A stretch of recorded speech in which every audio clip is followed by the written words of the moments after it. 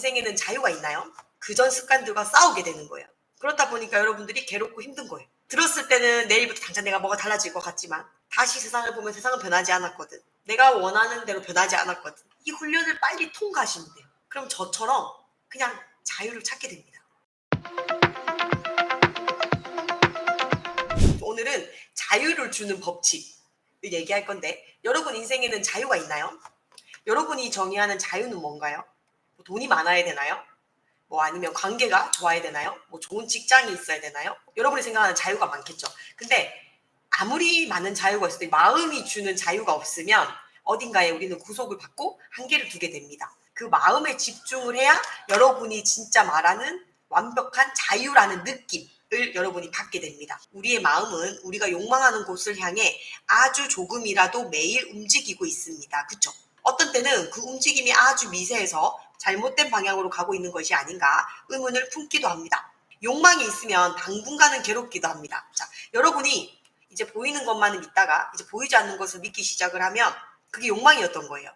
이렇게 살아도 달라지지 않는 내 삶, 이제 다른 방식으로 살아보기, 딱 내가 마음을 먹고 결정을 할 때 어떤 일이 벌어지냐면 당분간은 괴롭대요.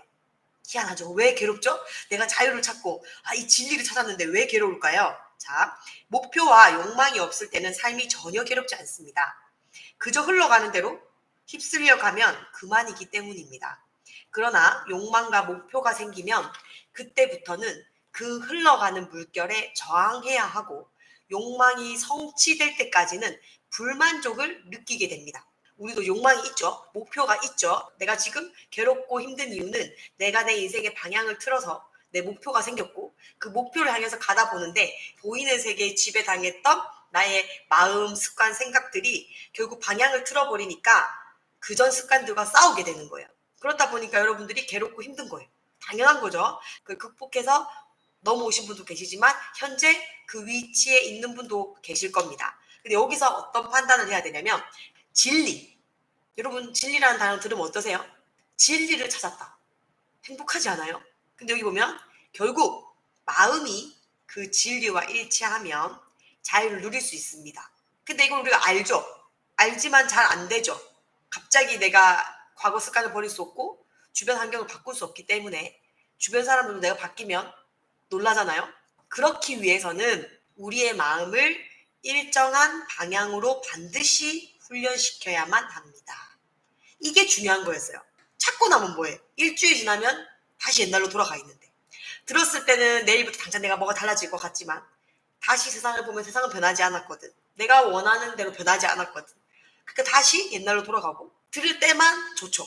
끝나고 나면 다시 돌아갑니다. 그래서 반복해서 필요한 건데, 그럼 여러분이 지금 저항을 하고 있거나 난간에 부딪히거나 괴로운 상황이라면 그때 뭘 해야 된다고? 무조건 힘듦에 집중하는 게 아니라 이런 마음을 일정한 방향으로 가는 방법을 훈련시켜야만 합니다. 그래서 여기서도 위안이 아닌 훈련이라고 얘기합니다.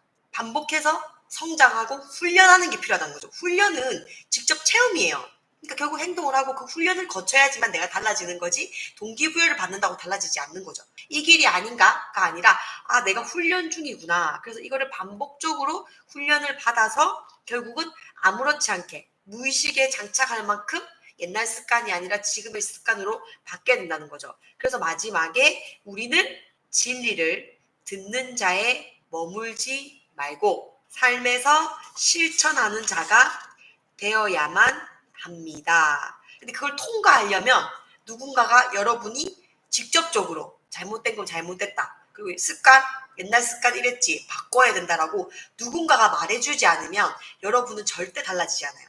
여러분을 지적을 하고 충고를 해주는 사람이 여러분 주변에 있어야 됩니다. 근데 그 충고를 받았을 때 여러분이 판단하면 돼요. 근데 그런 거를 말해주는 강의가 잘 없기 때문에 여러분들은 훈련을 받을 생각을 안 하고 위안만 받으려고 하니까 가장 편한 방법을 선택하는 거죠. 여러분의 삶이 달라지지 않기 때문에 동기부여 시장이 커지는 거잖아요. 그래서 이 보이는 거에 집중하지 마시고 이 보이지 않는 진리를 아신다면 여러분이 힘든 일이 있어도 나는 지금 아주 중요한 단계구나, 이 위안을 넘어서 훈련을 받고 있다는 겁니다. 보이는 걸 믿는 사람들은 내 보이는 겉모습, 내가 말하는 것만 믿잖아요. 보이는 것만 믿으니까. 그래서 우리가 웃는 상은 보면은 대부분 표정이 밝기 때문에 밝은 에너지가 있습니다. 그럼 그런 사람들이 되게 밝네요 이렇게 얘기해 줄 거니까 좋은 소리를 들고, 여러분이 결국 듣는 소리가 내가 하고 있는 행동과 습관과 내 겉모습이라는 거죠. 그 뒤에 가면 이제 I am이라는 말이 나옵니다.